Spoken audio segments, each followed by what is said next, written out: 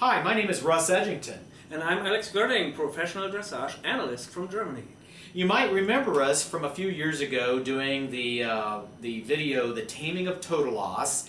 And believe it or not, we're back, and we're here today to talk about a very important issue, which is really what the state of dressage is today. Yes, we're not going to talk about the rider or horse we picked for this feature.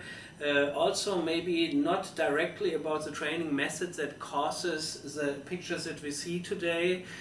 Indirectly, of course, they affect the whole performance, and it will be part of our analysis. Our main concern is to talk about the deterioration in judging on even international levels, the kind of very confusing, doubtful evaluation of movements that partially even doesn't go confirmed with what the FEI concludes how movements should be evaluated these days.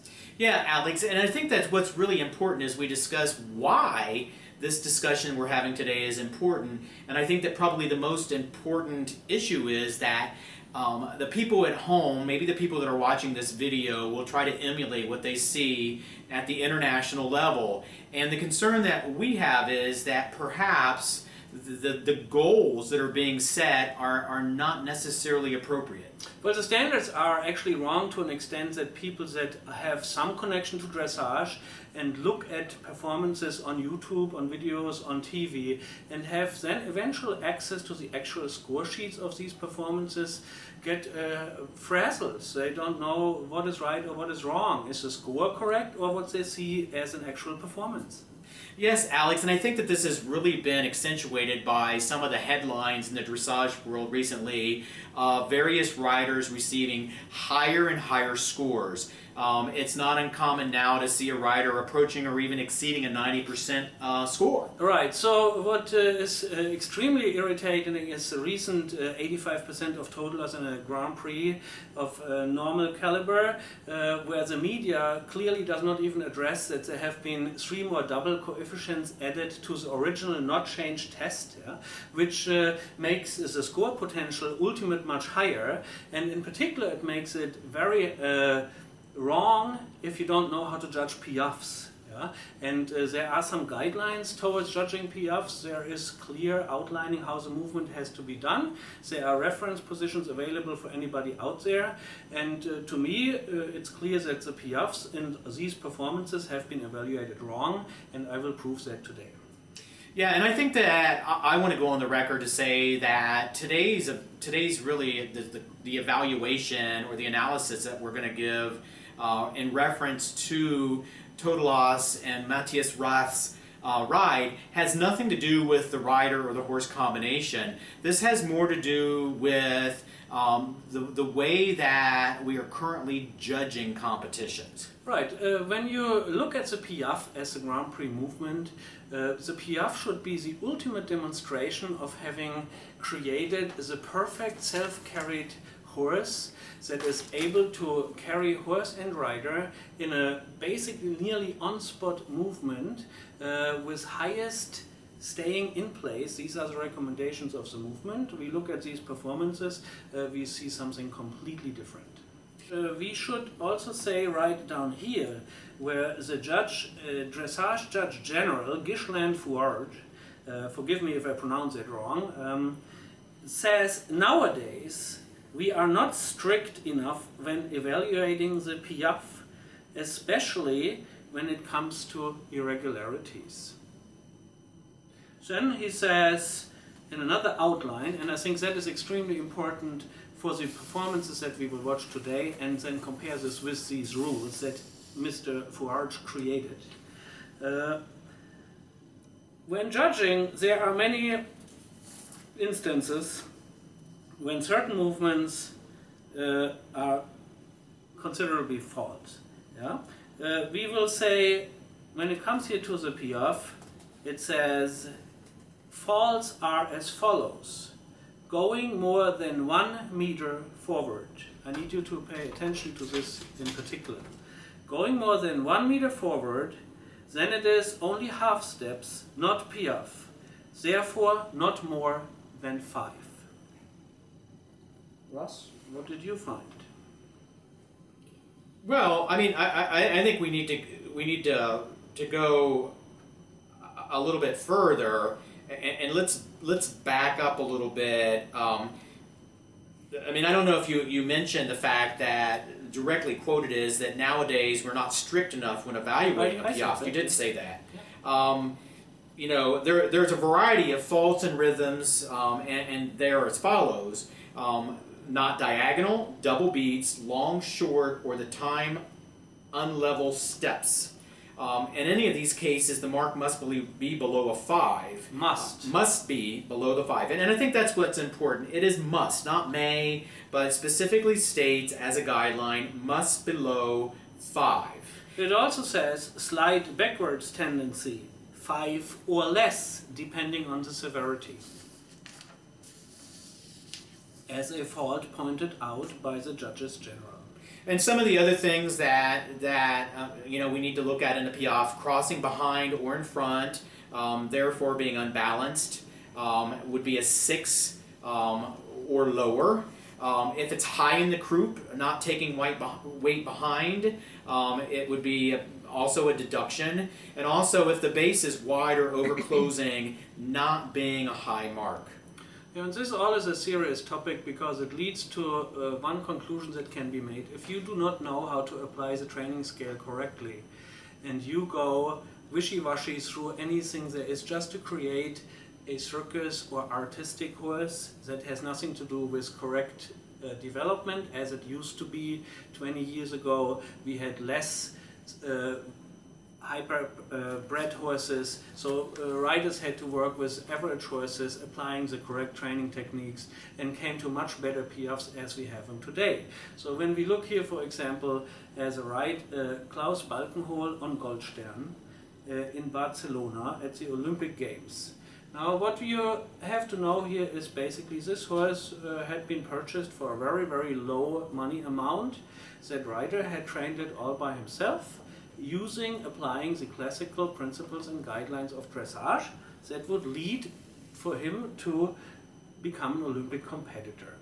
So when we look at this performance, yes, we can say the horse is not as flamboyant or sparkly as we have the horses today. However, it comes across as a horse that performs foremost to its natural abilities, showing clear regularity, rhythm, and foremost, when we look at the Piaf in this performance, it is a clear, on-the-spot performance of the movement.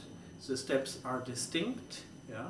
The transition from passage to Piaf and Piaf to passage are clear and evident. And so all of the displays towards that particular movement are here very clearly shown. Alex, I want to also discuss something else.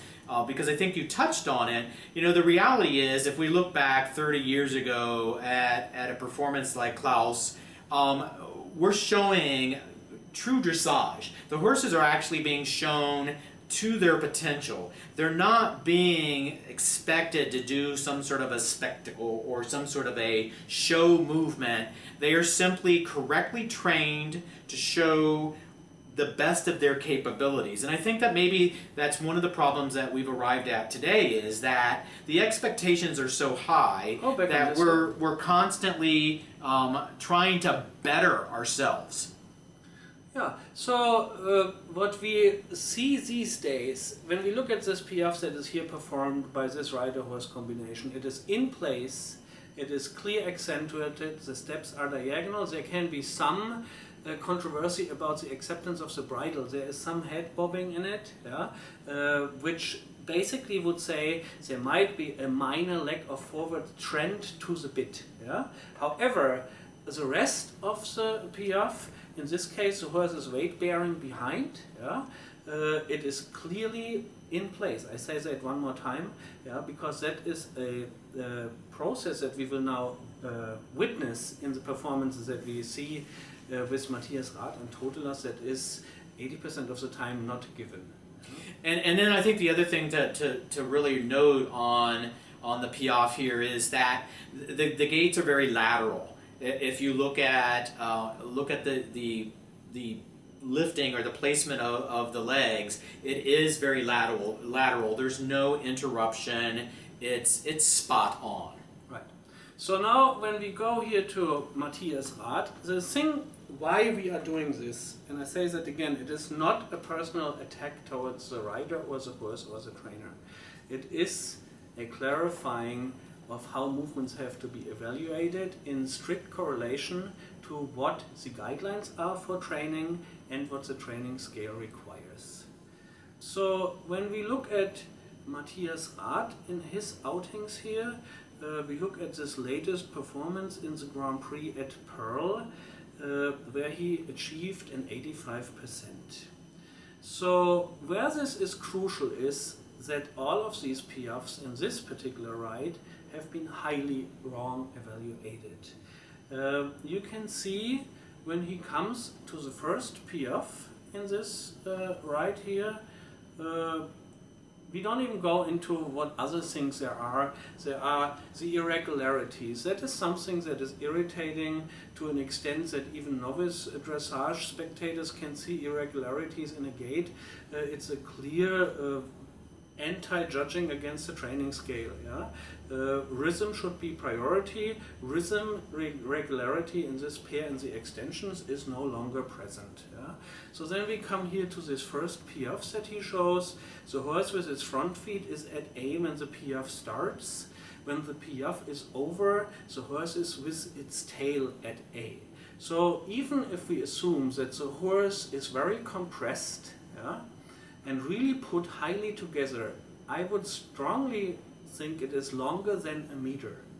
Yeah? So if you don't know anything about forward tendency in a Piaf movement, all you had to do is look from the C position at the front legs of the horse. When the Piaf starts, they are at A, and when the Piaf is over, the tail is at A. Assuming that the horse is 2 meters long, the horse moves much more forward than a meter.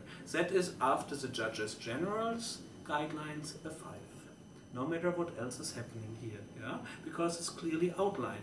However, in this movement there are more things happening. The horse, aside of the fact that it never steps really in one spot, yeah, comes from the passage to a transition that is not distinct. Yeah? It turns into slower steps. So there's 2 steps on the spot, then it moves forward, then there's 1 step on the spot, then it moves forward. It buries the head a little bit behind the contact, and then coming out of this Piaf, the passage on the first 2 steps, because this Piaf is a creeping forward movement, yeah, is not distinct either. It turns from a slow trot, we would call this, or a half step, yeah, into a passage.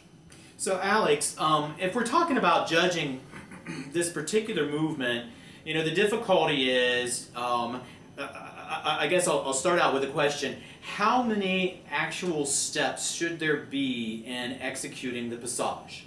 Well, it's clearly described. It says the passage, we have here an actual score sheet of this performance. Yeah?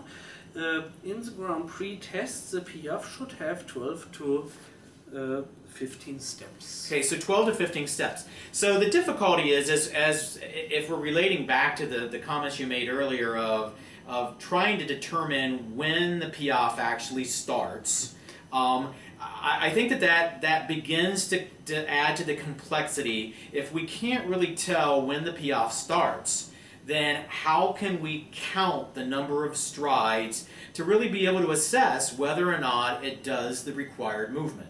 Right, not being able to tell when the Piaf starts, Ross says that the transition passage Piaf is not distinct. For that it can at the most be a 6 if it's somehow satisfying. Yeah? But guessing work is not here. This is Grand Prix on a 4-star level. Yeah? This is no longer just some national Pitzelpoo show. Yeah? This is a world leading competition, yeah? And when judges come to evaluations that are so clearly, yeah, of course, yeah, our sport will lose credibility, and therefore there is no more value in correct work here. Yeah? So if we actually look at the score sheet and we look at the scores that each of the judges gave, we have clearly here a Piaf that what's lacking for the first movement. for the first movement. So the judges gave it 8.5, 8.5, 9, 9, and one judge gave this a 10. Now a 10 in my eye is a scandal. Yeah? You look at this movement and just look at the guidelines that are here written down. This 10 is highly, highly doubtful. Yeah? Because if that is a 10, well, on a local horse show, we can just do some half steps, expect a 10, and then if somebody does a real good piaffe, they should get a 15. So that's out of discussion even. Yeah? So then we go to the second one. Do you want to add something to this? Well, I mean, obviously. Also, we can can also, of course, talk about the transitions. Basically, the transition to the passage from this piaffe is scored 9, 9, 9, 9, 10. So if, of course, if somebody is already moving in a half-step performance, yeah, to then come to a passage is much easier than coming from the correct piaffe on a spot to the passage. Yeah? So therefore, a 10 here is also wrong. Yeah? So we come to the second piaffe here in this Grand Prix test. This piaffe, I will take it ahead now, had been scored 8, 9, 8.5, 9.5, 8.5. So in this second piaffe, we can see when the horse comes into the movement, the transition is a little bit more distinct and defined than in the first one. So it will start about right here. Then it was on step 5, however, it is a clear step backwards. Yeah? So that would be also anchored in the general's guidelines as a fault. Then after step 5, the horse moves a little forward to then press with a tilted neck and an underneck out of the movement. That is also very clear to see with a rider that tips slightly forward, is no longer able to hold the horse in place and basically surrenders towards the need of the horse to break out of the movement. This should clearly run into the transition score coming out of this piaffe to the passage. The transition scores, however, coming in and out of it had been scored 9, 9, 8.5, 9, and 9. So that is also something the FEI and supervisors of judges have to be aware, that there are experts out there, yeah, that are willing to speak up and clarify to the people, yeah, that those type of evaluations do not confirm with their own standards. I say that very clear. So, you know, let's go back to that particular piaffe, and you know, because it was clearer, and if we were going to actually count the steps, how many steps? I would say that second piaffe, if I count them overall, I can get to 12 steps. However, on step 12, the horse makes very clear that it does not want to stay longer in the place. Yeah? So there is an evasive pattern in the horse that will, with a tilted neck and an underneck tendency, break out of the movement, where the rider gives in by leaning slightly forward. The minimum number of steps is here fulfilled, 12. Yeah? On 5 is a backwards tendency. The transition is for sure not a 9. So let's move on to the next opportunity that we have to see the piaffe, which I think is the final center line. We can scroll a little forward here in this ride, go to the final center line. So the final center line had been for this rider historically a little bit a nemesis. There can be found similar performances where there is some struggle towards that particular line. So we come here down the final center line in this Grand Prix. This passage now starts to show a little bit more irregularities. This actually the judges have seen, so they gave it 9, 8.5, 9, 9, 8.5. At least 2 could see it, that's okay. Yeah. So then we come to the transition to this piaf here. You can see in this video, actually that is really very helpful. There's a little post there with a speaker attached. Yeah? So the horse goes passaging to the transition down to piaf.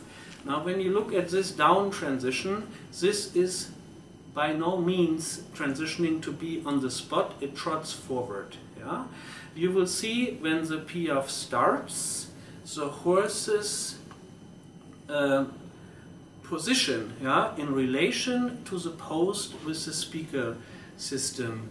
That is where you want to pay attention to in this particular movement. Yeah? As you also are aware that there are two judges sitting right in front of the movement, E and B. So when he starts, his front line is on the post. So now he keeps jogging and jiggling forward. There's 2 steps in place, and when he stops, his tail is on the post. Again, we assume the horse is longer than a meter.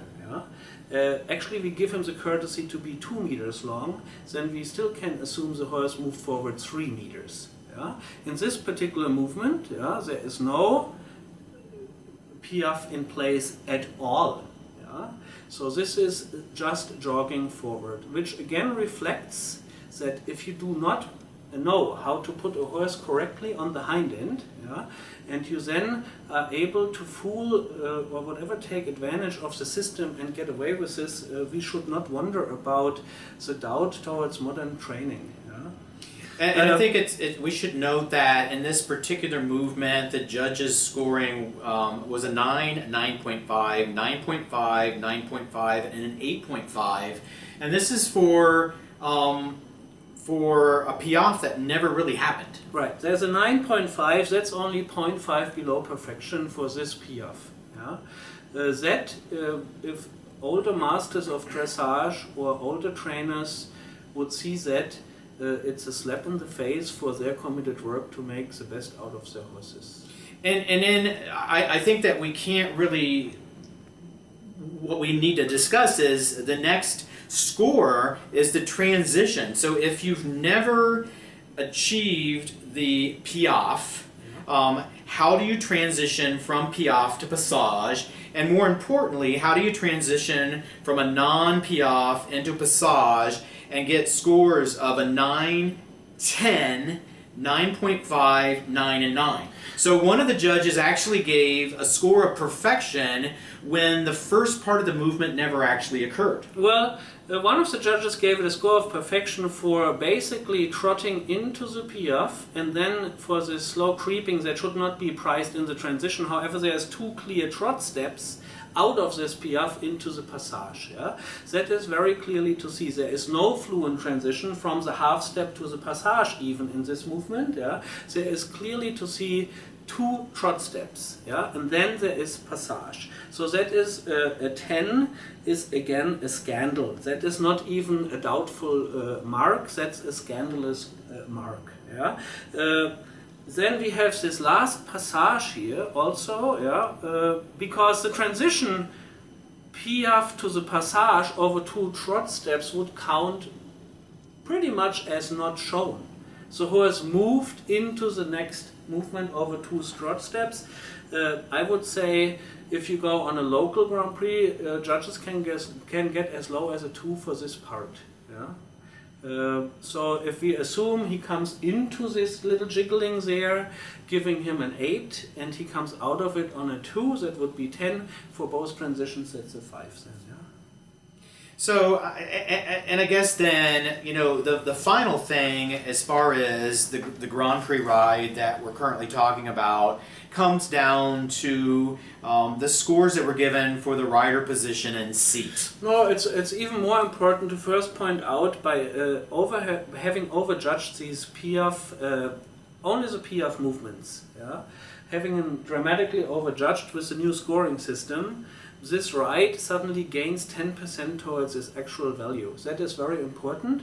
If you judge the piafs and the transitions just fair, not even as what I do correct, you judge them politically correct, even then you pull this ride down by approximately 9 to 10%. That is based on political correctness, not even requiring that these people really are correct. That's how dramatic this is. That is significant. Extremely, Russ, because basically you lift a ride with inaccurate evaluation of a very critical movement by 10% above reality. And then if we go back to rider position and seat, if we go back and we look at the performance in the Piaffe, we can actually see that a lot of the errors that occur are essentially because of rider position. I wouldn't say that. You can also say it's essentially because of how the horse has been trained. Yeah, a rider can only be as good as a horse allows him to be. Yeah. Now we would say I don't want to go always into this rider. That is, in my eyes, also not as fair as other things are. Yeah, I think that the rider had improved dramatically towards handling the horse. You have to give the trainer even a compliment in this area. He made him better in handling the horse. However, I believe that as the horse gets older, it becomes more and more clear that there had been some very good disguising tools applied to this horse that now become more and more clear as the current rider is not as strong, yeah, and for that the inaccuracy and flaws in the training of this horse become more obvious. So you don't want to discuss the rider score? Russ, I can discuss the rider score in the next test, which is the Grand Prix Special, because there will be more technical movements to be shown, yeah? And there it will be much more obvious that also rider impact and aiding, yeah, to a certain extent had been overscored in this Grand Prix Special. That can also be political impact. Yeah? Well, let's go on and take a look at the Grand Prix Special. All right. When we go into this Grand Prix Special, there is more technical skill required because the whole movements are getting even more complex, yeah? And so there is more accuracy and correct riding through a rider, of course, required. This is then the ultimate level of difficulty. There's nothing beyond this, yeah? So now here, before I go into again the scoring of individual movements, I would like for you to acknowledge that for this Grand Prix Special performance, the rider had scored a 9.8999 on rider's position and seat. So this is what we want to know by watching this whole class. Now I need you to pay attention to one very obvious thing in this particular ride is the hand position of the rider.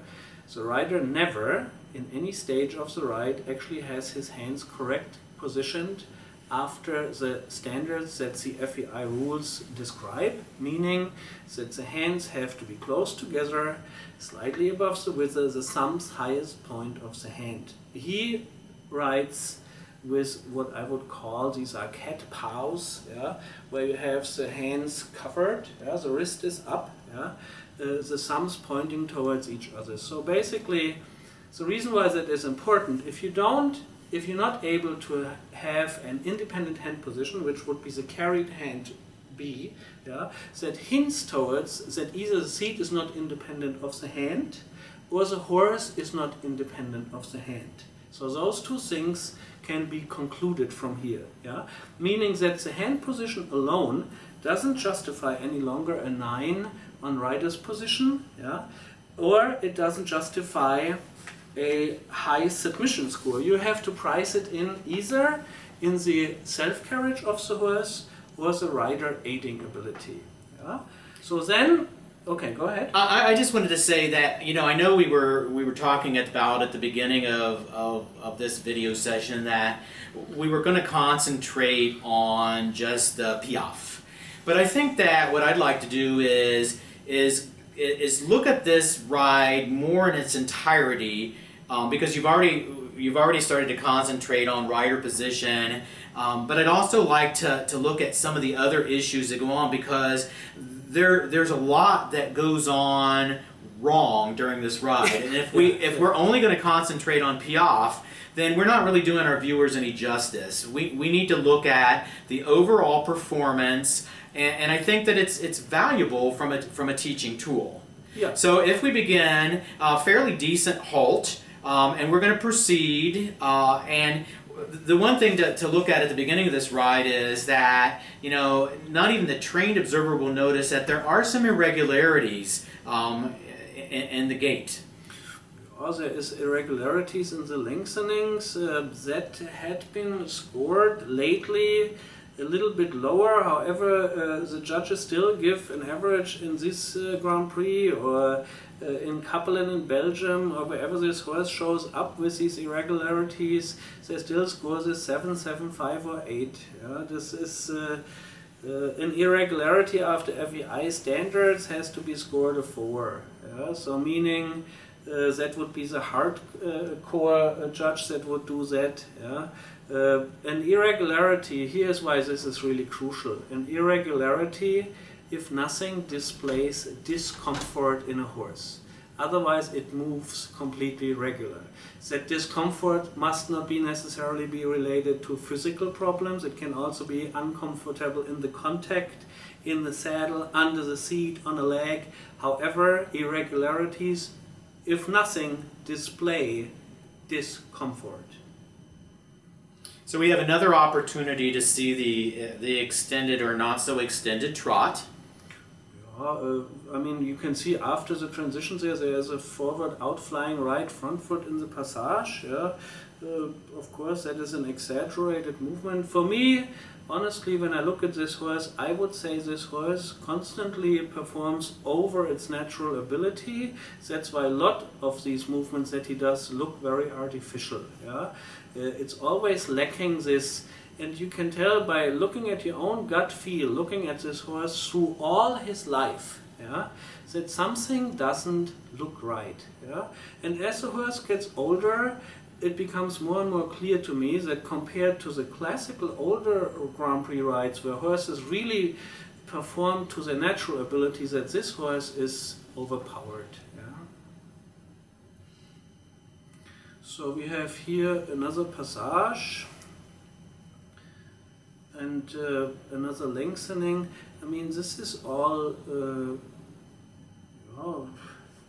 good. I mean, you can still live with it, yeah, but for me, this like heroism towards this whole package, yeah, that the world pays here is, are we trying to pay redemption to the rider because he had no success 2 years ago? Are we trying to justify the existence of the training?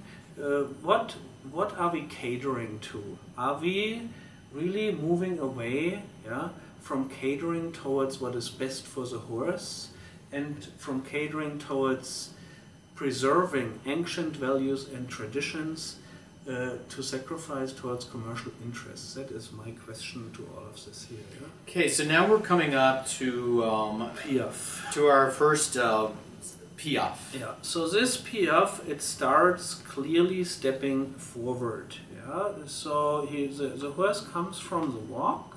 Yeah.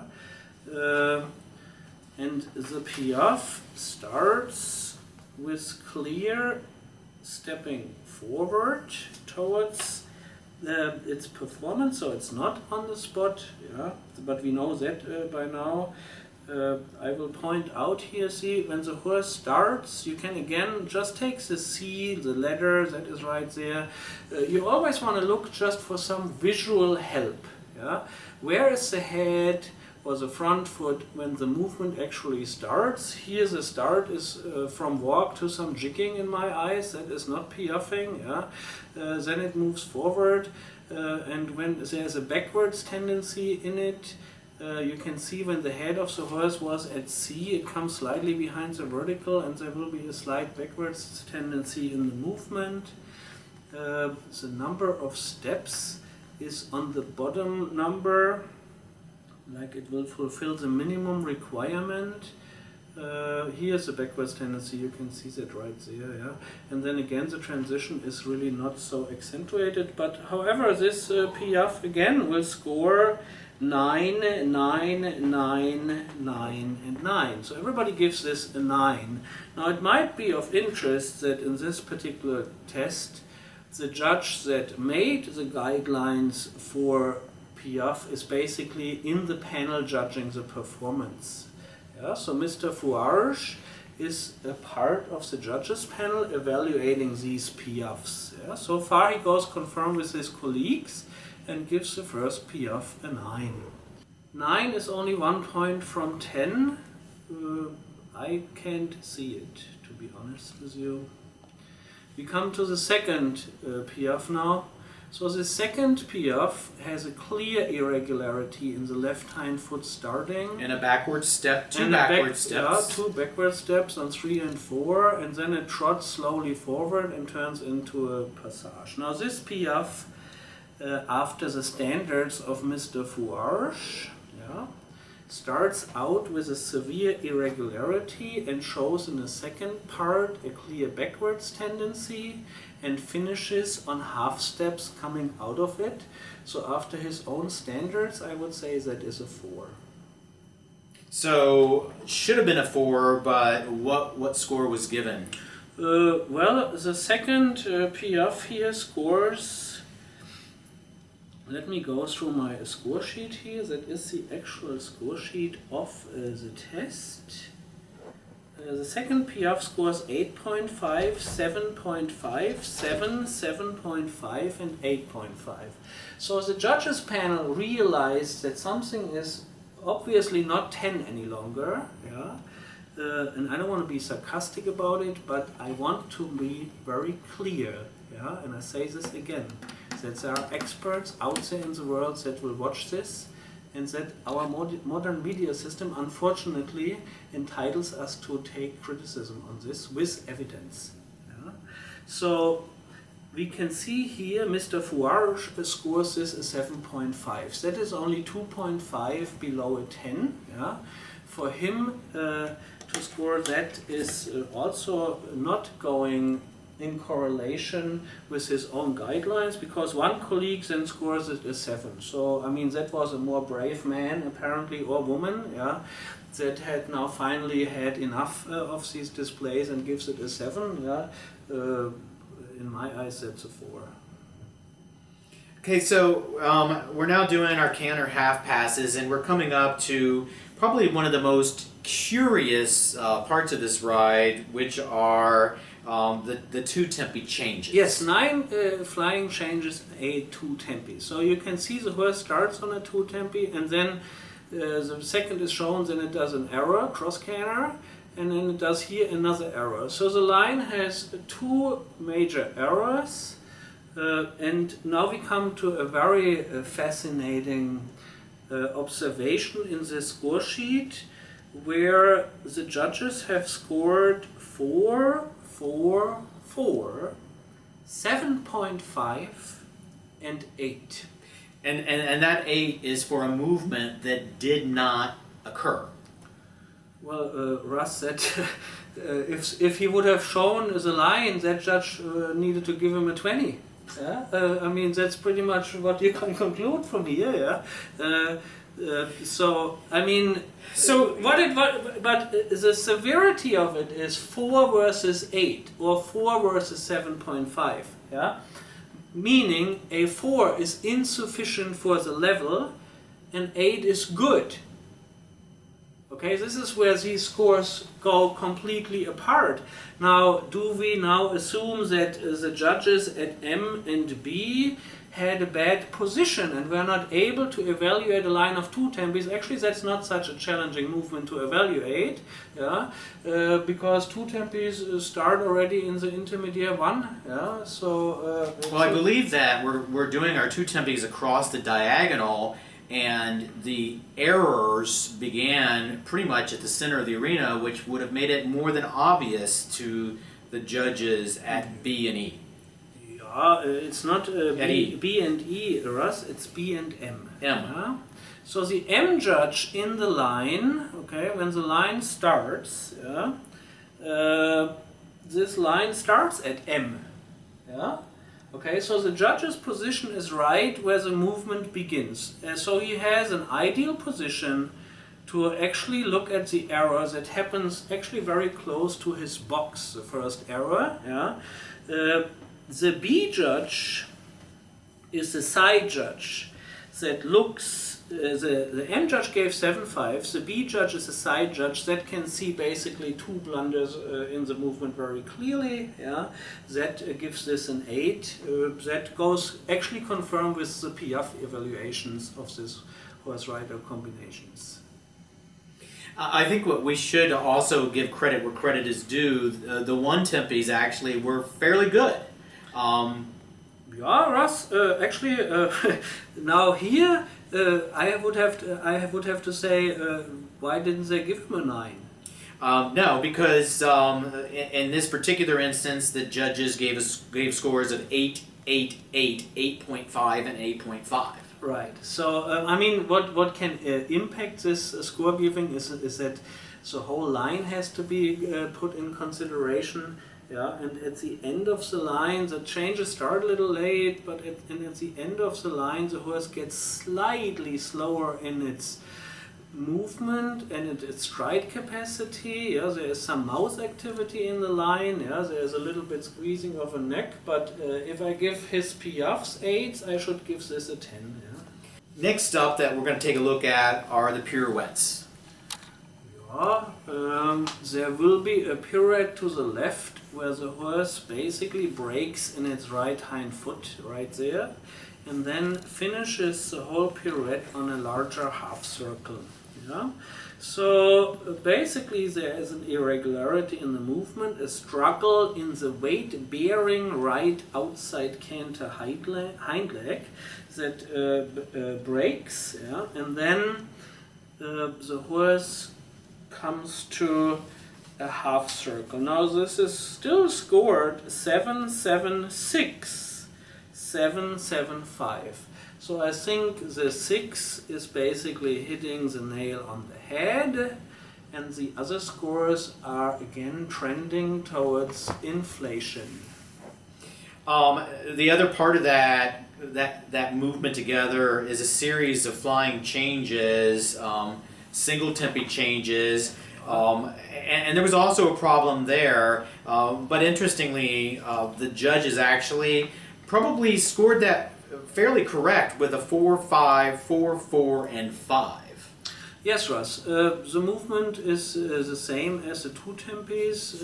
The difficulty level is a little higher, and with that unlucky or unsuccessful setup over this first period there's already irritation in the whole sequence. Yeah? So this can translate a little bit into this. You can give this a 5, judging it a little bit on potential towards better. However, after regular standards, it's a 4. So let's take a look at the pirouette right. Pirouette to the right. Oh. The pirouette to the right was in the Grand Prix. Not so good. This is now the Grand Prix Special. So this is the left is definitely a lost movement. Yeah. Then these one tempis are half not shown. Then we come to the pirouette to the right, Russ. Yeah. I mean, the horse is now held pretty much together in the bridle. You have to say that's pretty tight in the contact already. This pirouette to the right is a 6 stride pirouette. Yeah, this is basically on the minimum requirements, but it has a little bit tendencies of not being too balanced, which again relates to the ability in the horse to bear weight on the hind end correctly. It also is a display in between the two pirouettes whether the straightness portion of the training scale had been completely fulfilled.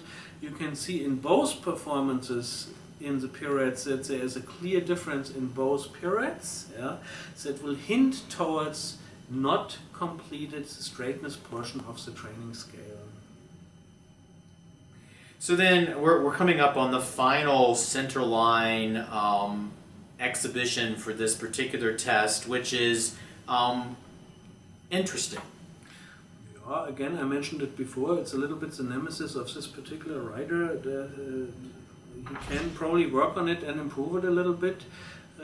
We come here, it's also of course the horse weakens towards the end of the test, yeah? So that means there is a little bit more rider support needed than at the beginning. The freshness is not there anymore, yeah? So when we look at this final center line here, the passage shows again some mild irregularities. There is some contact and tilting in the neck. Yeah.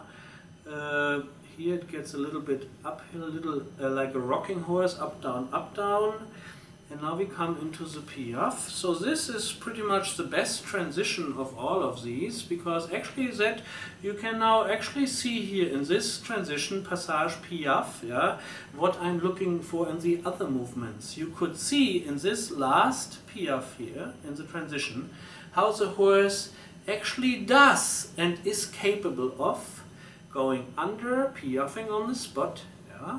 So the forward tendency is not that big anymore. However, now where the sacrifice is made in this particular movement, this piaffe shows only 9 steps. Yeah?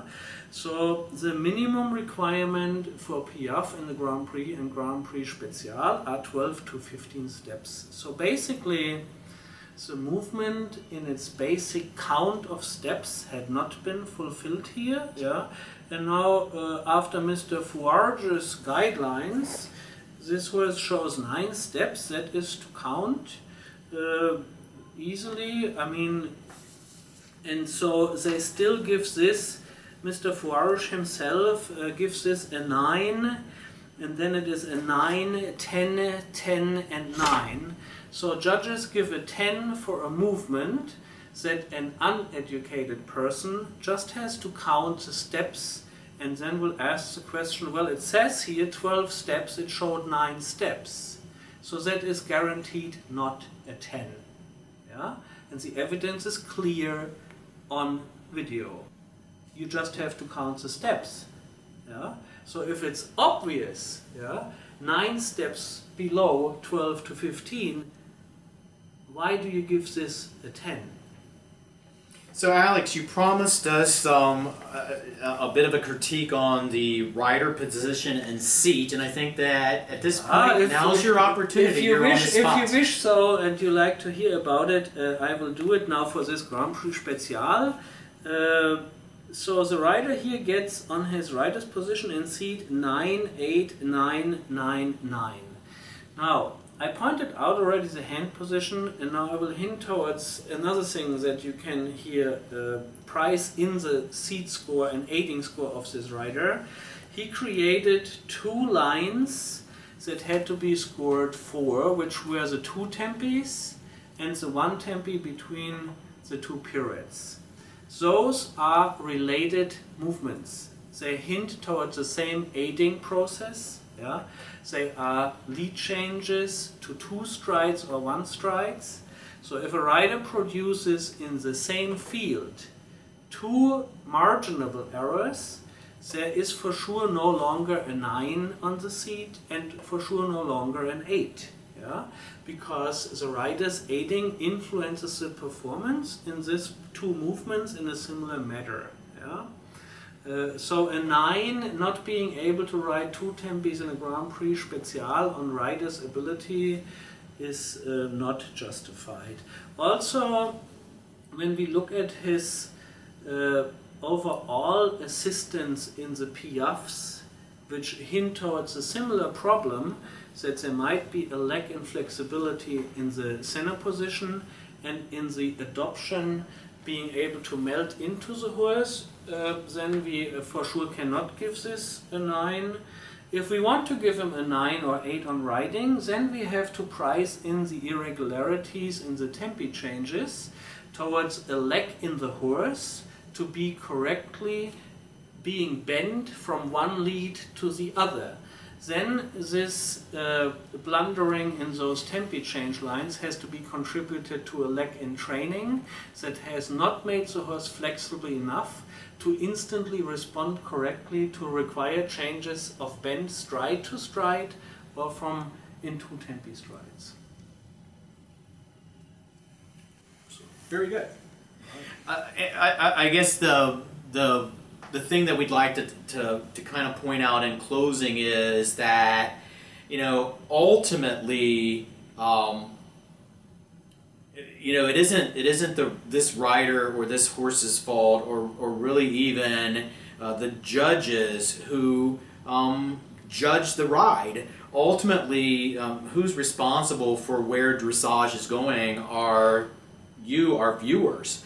And until our viewers can express concern that horses are being pushed beyond their capabilities, training methods are being made acceptable even though there are inherent flaws with them, until you, the viewer, rider, the person who's passionate about dressage speaks out, we're not going to see any changes for the better. And so there's also this outcry in people for transparency in judging. I can only encourage all of you, transparency is right in front of you on the screen. And you have the rules, the guidelines, the books. Yeah? So all you really have to do is, it's clear, transparent, that something in these movements, yeah, does by no means go conform, yeah, with what the rules or evaluation criteria say. Yeah? And where this gets now really frustrating is if a ride like this crushes a field by 15%, yeah, what do people think that Piaffe correctly? What do trainers think that work years and years and years to produce a correct Piaffing horse that actually does fulfill these criteria? What do those people think about a 9 or 10 on those flawed movements that are completely incorrect? Yeah? And how, there's also a spiral to this in judging. Where do you go if you give this already a 10 if somebody does it right? How do you score this person? How do you get these people apart if you score a 10 for mediocrity and somebody does it correctly? How do you think you are capable separating people at the Olympic Games in a fair, valid manner if you produce those blunders? That is a big question. Okay. Well, clearly, nowadays, we are not strict enough when evaluating the Piaffe. Yeah, and I think we should just close with that sentence, that we are clearly not strict enough evaluating the Piaffe, as a valid message of Judges General Gislain Fourage. We hope that you found our analysis of Total Loss's performance and subsequent judges' scoring in Pearl thought-provoking. We decided to undertake this critique because of the implications of judging inflation, not just for the integrity of the sport of dressage at every level, but also for the health and well-being of the horses and the training and expectations put on them. Rath and Total Loss's domination just weeks later in Aachen, Germany reinforces our concerns over the degradation of judging performances and the ultimate future of international dressage. Please let us know if you share our passion for horses and the sport of dressage, and stay tuned for our upcoming analysis of the top performances at Aachen. Share your thoughts by emailing russ@professionalhorseservices.com. Thank you. What a score for Kira and Matador. 36.39 for technical merit and 40.25 for artistic impression. Well, Peggotty, that looked the perfect blend of classical dressage and artistic brilliance. The magic of this stallion's passage caught everyone's enthusiasm. His lowered quarters and absolutely regular steps in Piaffe, turning into the pirouette, were near perfection.